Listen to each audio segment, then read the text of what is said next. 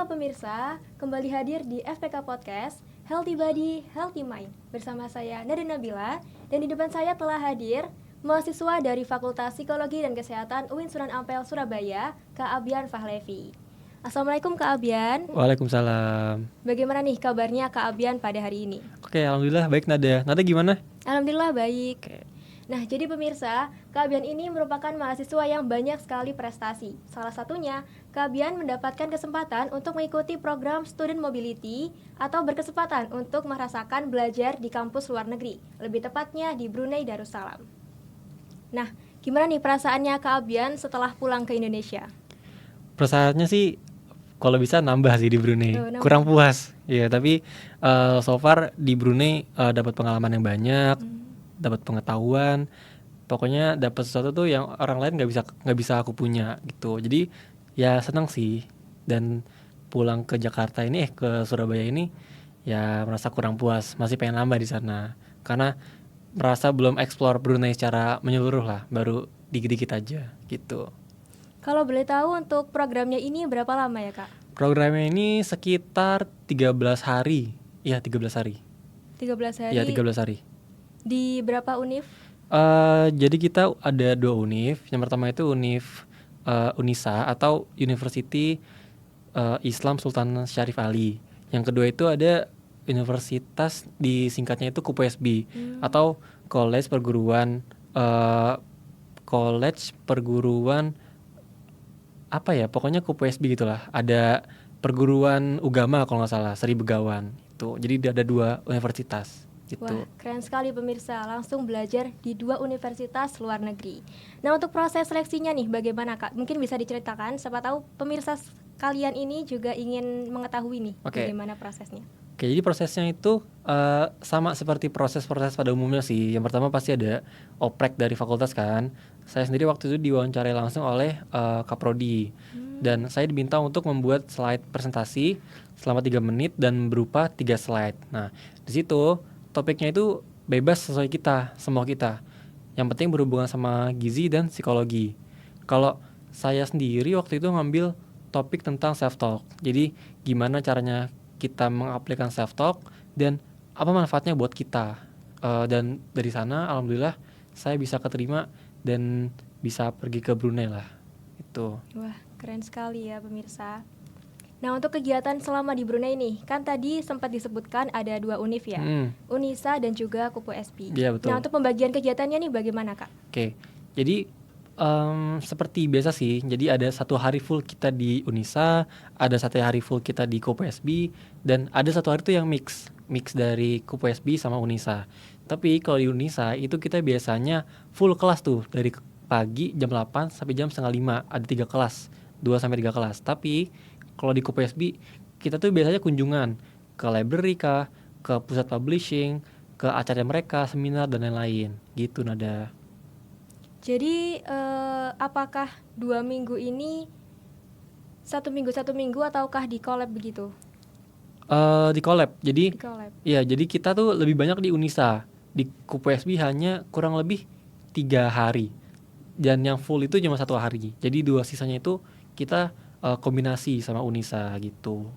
Tadi kan sempat disebutkan bahwa Kak Abian ini merasakan perkuliahan di kelas yang di luar negeri tersebut. Ya, betul. Nah, apakah Kak Abian merasakan ada perbedaan antara kuliah selama di UITSA dan juga di Brunei? Oke. Yang saya rasa sih berbedanya itu mulai dari bahasanya ya, jadi dari kulturnya. Karena saya kan masih orang Indonesia, jadi mau gimana pun selama berbahasa di Indonesia tuh pakai bahasa Indonesia. Yeah. Sedangkan kalau di Brunei itu kan bahasa ibunya bahasa Melayu.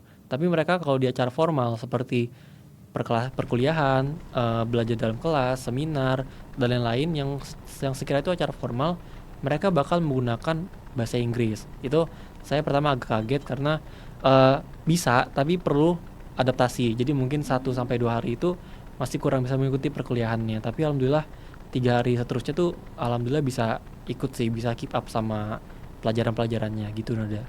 Berarti Kak Abian ini sudah bisa mengatasi untuk permasalahan berkomunikasi tersebut ya? Iya bisa, alhamdulillah bisa, alhamdulillah lancar juga bahasanya. Dan kadang juga itu mereka malah yang mengajak ngomong bahasa Melayu. gitu. Jadi saya ngikut mereka aja sih. Kalau mereka ngomong bahasa Inggris, saya bahasa Inggris. Kalau kita ngomong bahasa Melayu, ya ngomong bahasa Melayu. Karena kan aku mikirnya kalau kita nanti tiba-tiba ngomong bahasa Inggris, takutnya dikira sok-sokan sama mereka kan. Iya. Ya kan mereka tuh biasanya bahasa Melayu, malah tiba-tiba diajak bahasa Inggris. Makanya saya kalau berkomunikasi itu selalu ngikut sama lawan bicaranya. Kalau lawan bicaranya Melayu, saya Melayu. Kalau bahasa Inggris, ya bahasa Inggris gitu. Nah, selain kegiatan-kegiatan akademik, tadi kan seperti di kampus dan lain-lain, itu ada nggak sih kegiatan yang non-akademik atau meningkatkan keterampilannya Kak Abian? Mungkin bisa diceritakan pengalaman-pengalamannya? Oke, kalau itu saya pernah datang ke Youth Development Center dan Pusat Bahagia. Jadi kalau Youth Development Center ini kurang lebih seperti SMK, tapi ranahnya tuh kuliah. Jadi buat mahasiswa yang lagi libur atau nggak ada kegiatan itu bisa pindah ke Youth Development Center ini. Jadi di sana tuh mereka belajar jadi montir, jadi tata rias, jadi barbershop dan masak dan lain-lain. Pokoknya yang berkaitan sama minat dan bakat. Nah, selain itu saya juga pergi ke Pusat Bahagia. Itu tempat di mana para ABK bisa bekerja di sana, bisa beraktivitas di sana. Aktivitasnya seperti berkebun, memasak, menjahit, handcraft, sama satu lagi itu bikin kaligrafi. Nah itu saya sempat ikut kelas memasaknya sama kelas menjahitnya, dan alhamdulillah itu nambah pengalaman juga sih, karena jarang juga kan di Indonesia ada kayak gitu kan. Iya, benar. Biasanya bayar kalau ikut kelas gitu kan, sedangkan kita kemarin bisa nyoba gratis dan bisa bawa pulang barangnya ke Indonesia. Saya juga bawa barangnya tuh ada makanan bikin saya sendiri, dan ada kayak ini apa sih namanya, kayak tas jahit gitu, kayak tas rajut gitu, saya bawa sendiri juga dari sana gitu. Itu bikinannya Kak Abian atau bagaimana? Pertamanya pasti diajarin sama gurunya di sana, sama cigunya di sana diajarin. Itu awal-awalnya diajarin dasarnya, dan kemudian ya saya keep up aja sama yang diajarin, kayak mulai nyoba sendiri. Dan ya itu saya kurang lebih ngerjainnya 2 jam, 1-2 jam lah ya. Dan kalau nggak bisa ya nanya ke gurunya gitu. Jadi itu mungkin bikinan saya sendiri tapi ada campur tangan dari gurunya gitu. Tadi sempat disebutkan ada apa tadi yang seperti ekstrakurikuler, yang Itu ada memasak dan Youth lain-lain. Development Center. Iya, kalau dari situ apakah juga ada kegiatan khusus yang Kak Abian lakukan di sana? Oh, oke. Kalau di sana itu kalau saya sendiri nggak ikut kegiatannya, jadi cuma nonton doang, cuma ngelihat mereka beraktivitas. Karena saya kan di sana kunjungan dan harus ngelihat semua kelasnya, dan kelasnya kan banyak, jadi nggak mungkin kalau saya ikut semuanya gitu. Jadi di sana tuh saya cuma ngelihat prosesnya gimana, berapa lama, apa aja yang dibuat dan hasilnya apa gitu. Ya seputar itu sih, seputar kunjungan biasa aja. Dan di sini saya juga nyobain makanannya, dan makanannya sih ya lumayan enak sih ya, dan murah-murah juga menurut saya. Apa hal yang paling berkesan dari kunjungan ke tempat tersebut yang Mas Abian rasakan? Oke, yang saya rasakan itu saya bisa menghargai sama hal-hal yang saya punya. Kan tadi saya sempat ke tempatnya itu ya, Pusat Bahagia ya. Itu kan tempatnya para ABK ini belajar sesuatu yang nggak bisa dia dapetin di luar, ya kan. Dan di situ saya berpikir kalau ABK aja bisa bikin kayak gini, jadi mungkin saya harus lebih bersyukur sama yang saya punya itu. Jadi dari situ saya belajar kalau saya itu harus memaksimalkan apa yang saya punya untuk saya sendiri, untuk kebaikan saya sendiri. Jadi yang ABK aja bisa ngebuat tasnya bagus-bagus loh, bagus-bagus dan dijual. Itu saya beli juga. Gak cuma tas, makanan juga enak. Terus perkebunannya, hasil kebunnya itu juga banyak yang nyari, dan yang nyari tuh ya banyak lah, dan banyak. Pas saya datang itu aja ada yang lagi milih-milih tomat di sana pelanggannya. Jadi buatan mereka tuh walaupun mereka ABK tapi bisa lah bersaing sama orang-orang yang normal gitu. Dan itu sih yang saya rasa ya, saya bisa bersyukur lebih sama yang saya punya gitu. Masya Allah, keren sekali pemirsa. Nah, kita sudah bahas banyak sekali terkait akademik dan juga tempat-tempat yang berkaitan dengan universitas. Selanjutnya, pemirsa ingin tahu nih Kak, bagaimana sih perasaan Kak Abian terkait kuliner-kuliner di sana? Apakah ada sesuatu yang membuat Kak Abian sangat shock atau bagaimana? Oke, kalau kuliner sih kurang lebih sama kayak di Indonesia sih. Makanannya ayam, terus ada udang, ada cumi juga waktu itu. Nah, Tapi yang saya kaget itu, eh, saya itu di sana dikasih makan gratis, jadi nggak bayar sama sekali dan Oke. kurang lebih makanannya sama.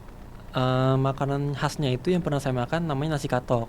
Itu nasi, ya basicnya nasi, terus ada ayamnya, terus dikasih bumbunya, gitu. Jadi kayak nasi Padang lah, itu. Oke. Dan di sana itu yang saya rasain ya makanannya cukup asem sih, cukup asem dan itu mungkin yang harus adaptasinya. Kan kalau di sini sangat apa ya rempah-rempah ya beragam, Iya. beragam rasanya. Cuma kalau di sana rasanya tuh yang saya rasain nih ya, tolong koreksi kalau salah. Itu makanannya rasanya rasa agak asem tapi ya tetap enak gitu. Mungkin khas sana sih. Ya. Kalau kesukaan Mas Sabian sendiri, makanan apa? Eh, karena saya di sana nggak nyoba banyak makanan ya, cuma nasi katok itu aja. Jadi ya nasi katok itu dan enak kok itu enak nasinya. Kayak bumbunya saya nggak tahu itu bumbu apa tapi enak sih. Itu. Enak. Terus kalau untuk akses selama perjalanan di sana, apakah ada kendala atau Oke. bagaimana? Oke, kalau kendala sih nggak ada ya. Selama itu perjalanannya khusus untuk belajar kita, untuk kegiatan kita itu di cover sama Unisa dan KPSB. Cuma kalau kita mau pergi-pergi sendiri tanpa ada hubungannya sama mereka itu eh, kita emang gak ada kendaraan sih. Dan untungnya di depan kampusnya itu ada mall, ada pasar malam dan ada tempat makan juga. Jadi kita nggak bingung tuh mau kemana. Kalau gabut atau tugas-tugas selesai dan pengen nyari oleh-oleh bisa ke sana. Dan untung deket sih, kayak dari FPK sini ke Saintek lah, deket. Ya, Wah, jadi nggak bingung soal soal kendaraan sih untungnya. alhamdulillah ya. Ya. Nah, terakhir nih Kak, ada nggak sih pesan-pesan atau tips-tips nih untuk adik tingkat kita dan juga para pemirsa Sobat FPK Podcast Hmm? untuk lebih termotivasi lagi untuk mengikuti program Student Mobility ke depannya? Oke. Oke, mungkin pesannya dulu ya. Pesannya itu buat adik-adik yang masih di semester 1, 3 sama 5. Saya sarankan banget buat nyoba program ini karena minimal kita daftar dulu lah buat keterima atau enggaknya itu urusan belakangan. Karena dengan kita nyoba daftar, kita kan berarti harus harus full di sana, harus attend di sana dengan 100% gitu.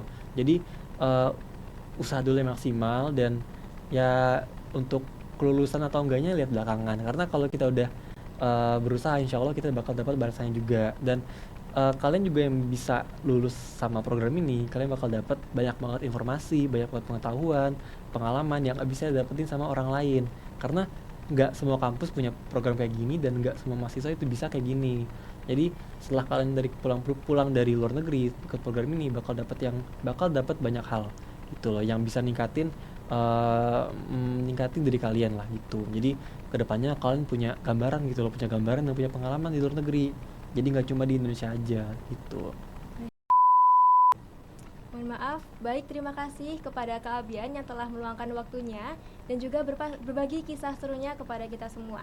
Semoga dapat menginspirasi teman-teman semua dan juga pemirsa tentunya. Terima kasih Kak Abian. Ya sama-sama Nada. Dan mohon izin untuk mengakhiri. Wassalamualaikum warahmatullahi wabarakatuh. Waalaikumsalam warahmatullahi wabarakatuh.